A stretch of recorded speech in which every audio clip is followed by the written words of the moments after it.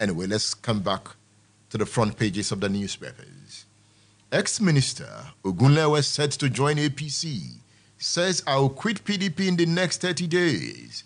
JAMB set to publish names of highly placed Nigerians involved in exam fraud. Delist 76 centers. Hires senior advocate to prosecute UTME suspect. On the front page of The Guardian, how workers will benefit from minimum wage, says Labour.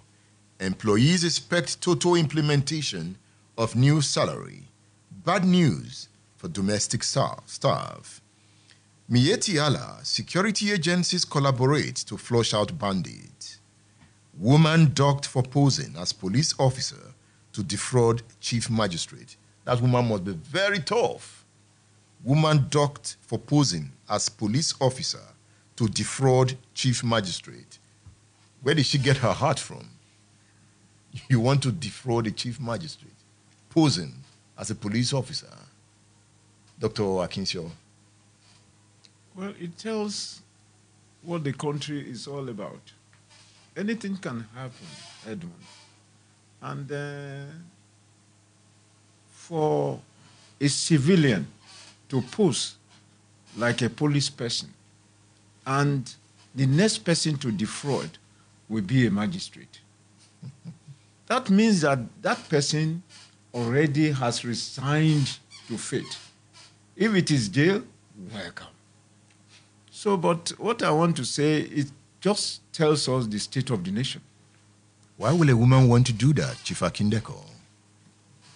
My brother, he said it all. It's a reflection of the nation. This question of corruption, people have really been pushed to the wall, and you're getting the most impossible, the most laughable options to try and make a living.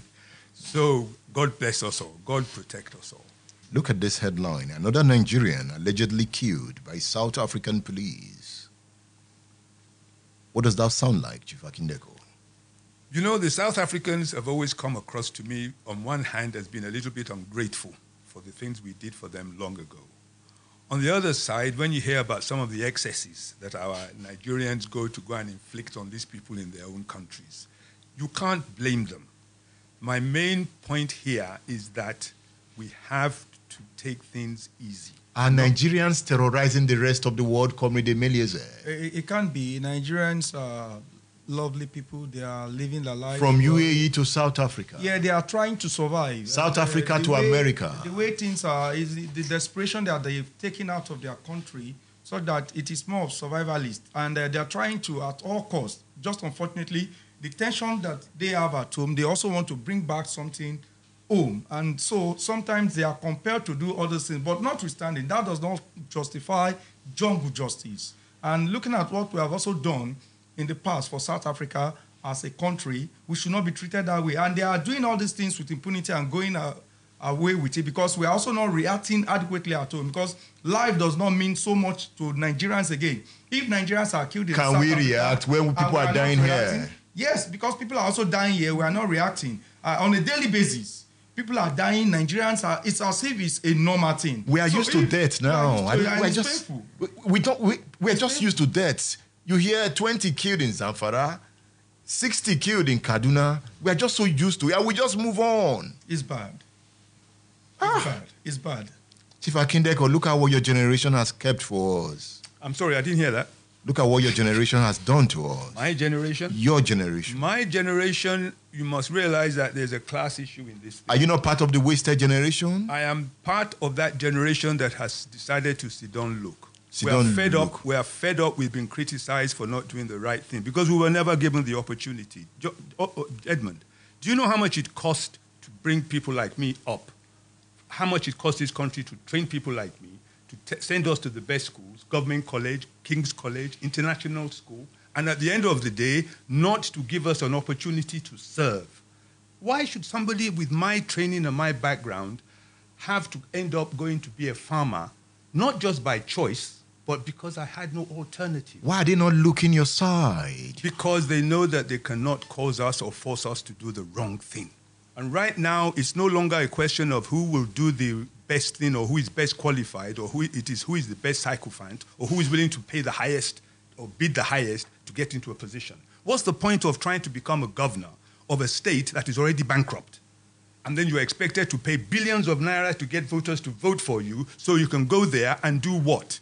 The only thing you can do is mark your name on the register to show that I've been a governor, and then pray to God that you can get off the back of the tiger without getting eaten up. What we have in Nigeria, is it not the irresponsibility of governors? No, it is not the irresponsibility of governors. It is a system that is broken down and it is not working.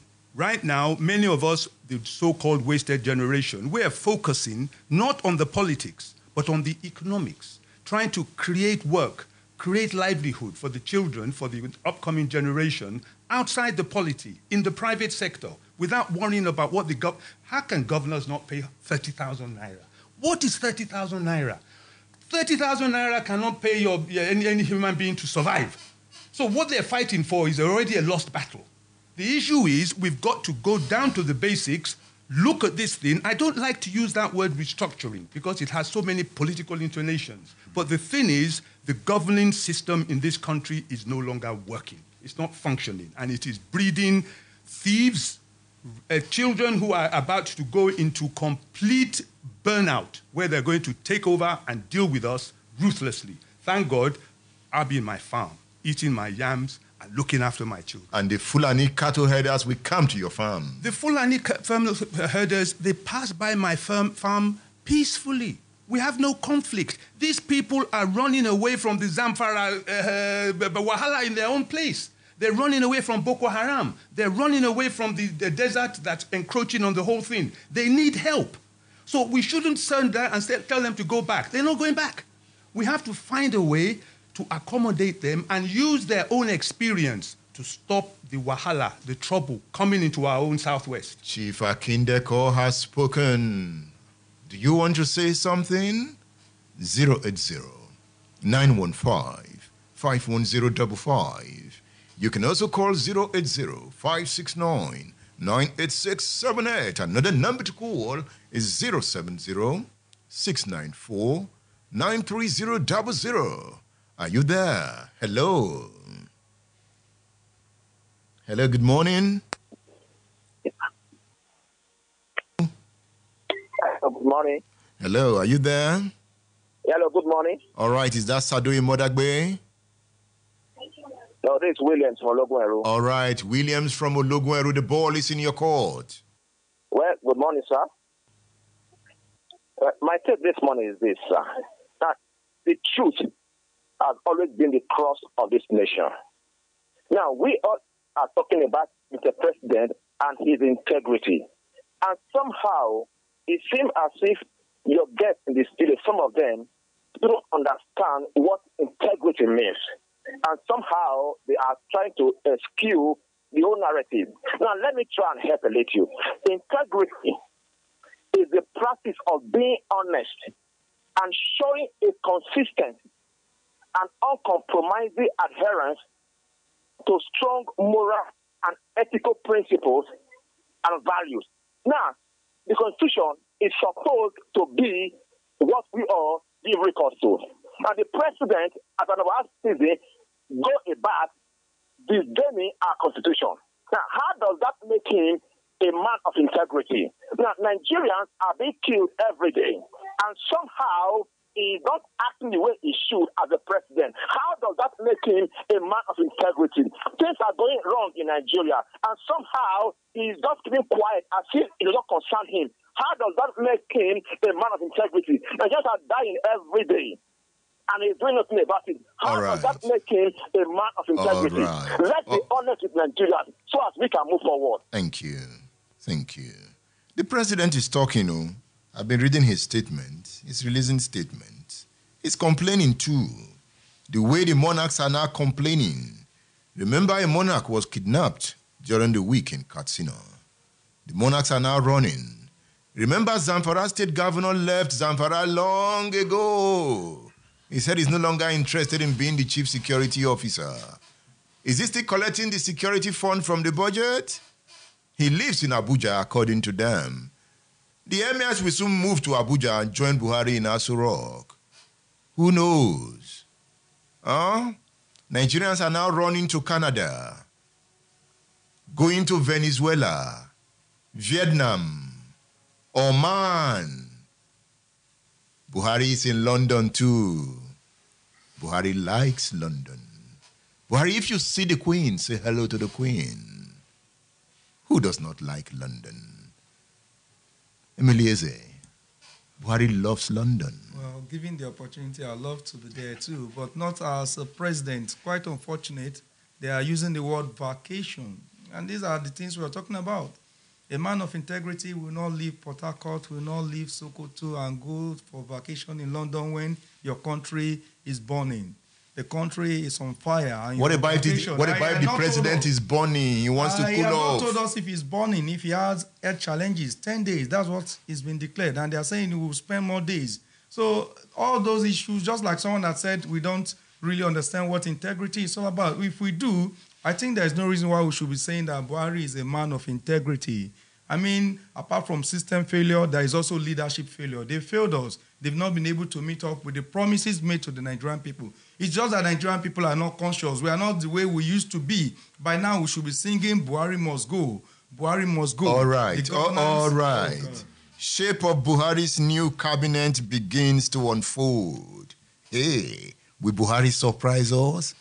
The last time, did Buhari surprise you with his cabinet? Well, I wasn't surprised at the cabinet he gave to us then. You know, when you ask a poor man to lead, there is always a problem. When you ask a poor man to lead, the poor man will look at those surrounding him and those that will give him backing, whether financially or intellectually. Must you be a rich man to lead? Yes, to a reasonable extent. Not super rich. You must be able to take care of yourself. So they gave us poor man, Buhari, to lead us. Well, so... He doesn't know how to make money.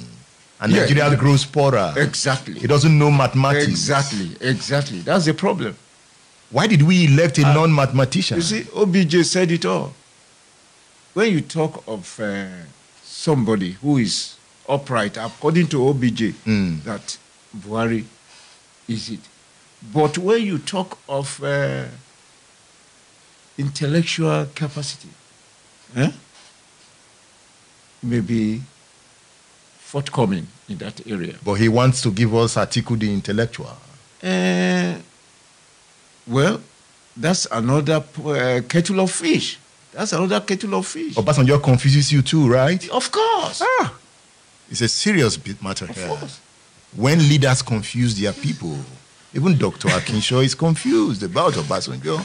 Chief Akindeko, are you confused about him too? Not in the least. Not in the least. You know him very well. I do. Baba is a wonderful man. Just don't forget that Baba is in his mid-80s now and probably suffering from old people's illnesses. So we shouldn't take him too seriously. But Baba will not like that. Baba will not like that. I'm not asking for Baba's endorsement. I'm old enough now to march my own way and to criticize those that I feel need to be criticized. And I'm saying it with all humility. Baba has had a wonderful race. Baba is a leader in the Yoruba race. And as such, we revere him. But in Yoruba land, our elders are there to advise us, not to instruct us. So therefore, Baba should just simply keep his advice and wait for us to come and ask for it. All right. We have two Babas. One of the Baba is in London. 3 out of 10 Nigerian men, not biological fathers of their children. How? What kind of threat is this? Is it not a threat? Headline. Look at it, sir. 3 out of 10 Nigerian men, not biological fathers of their children. So who are the fathers of the children? Well, you have to ask the mothers. Ask the mothers. The mothers, they know. If they perform DNA tests on most Nigerians, you discover that not even 3 out of 10, 5 out of 10. You agree with this too? I agree with that statement. You agree? I agree. Okay. Anyway, My children are mine. They have my nose. Amen. Congratulations, Obilo. They are yours too, right? Yes. Okay. We are not among the men. But with respect, what are you expected to do when an 18-year-old boy turns up and says, mother says it's not your son? It's too late. He's 18, he's your son, so you take it. Yeah, Take whatever you have. So yes, and raise the child. raise the child. A child is a child. Exactly. Shape of Buhari's new cabinet begins to unfold. APC leaders kick against government of national unity. Urge him to appoint SGF from Southeast. Lobbyists follow president to London. They will follow him everywhere. Lobbyists. Sir, you know how lobbyists behave. How do they behave? The lobby. They lobby. How do they do it? How do they confuse these governors and presidents? Well, they just simply use their connections and their ability to access the governor through however, to try and make him do things that is going to be favorable to them. I learned leaders like psychophancy when you hero worship them. Tell them what they want to hear. Bad leaders like psychophancy. Good leaders. And that is the difference between a Buhari and an Awolowo. Awolowo's cabinet was full of men who probably were even cleverer than Awolowo. His brilliance was the ability to get those men to work for him. And once you can do that and you can listen and take the advice of men who are smarter than you, your government will be incredible. Edmond, at this juncture, I want to bring something in. When we started this program, you mentioned that Seyi Makinde said he will consult with the stakeholders. The problem we'll be having is that our leaders are not good team players. If you're a good team player, whatever you have, you go back to your team. You consult with them, and when you consult with them, they will now know where they would advise you. It is you to take decision. But definitely there is counsel in the there is wisdom in the multitude of counsel. So that's just it. So what Seyi Makinde said, he was not wrong. Consult with the stakeholder whether to pay more or to pay less. It's not just, okay, 30,000, boom, let's pay 30,000. That shouldn't be. Is 30,000 not the law? 30,000 is the law, but you can pay more than 30,000. That's what I say. But you cannot pay lower than 30,000. If they are going to, they can't pay lower. But if they are going to pay more than 30,000, definitely they will look at the revenue that will support the 30,000. And they should be visionary to create the revenue. Exactly. Because they tend to be looking at the revenue. They are not thinking of creating the revenue. And the problem is we don't create. All we do. Because if you look at the argument, consume. they are looking at the revenue. They are not thinking of creating the revenue. Yeah. Chief Akindeko, they can't create. You cannot get water out of sand. All right, let's leave it at that. Thank you for featuring on State Affairs. Chief Akintayo Akindeko is the convener Majeobaje movement. Comrade Andrew Emelieze, thank you for featuring on State Affairs. Thank you very much. Comrade Emelieze is of the All Workers Convergence. Remember him, a former leader of the TUC in Oyo State. Dr. Deji Akinso, thank you for featuring on the program. Thank you, Edmond. Dr. Deji is a consultant, an auctioneer, and a banker. I am Edmond Obilo. I'll be back after this break. Don't go away.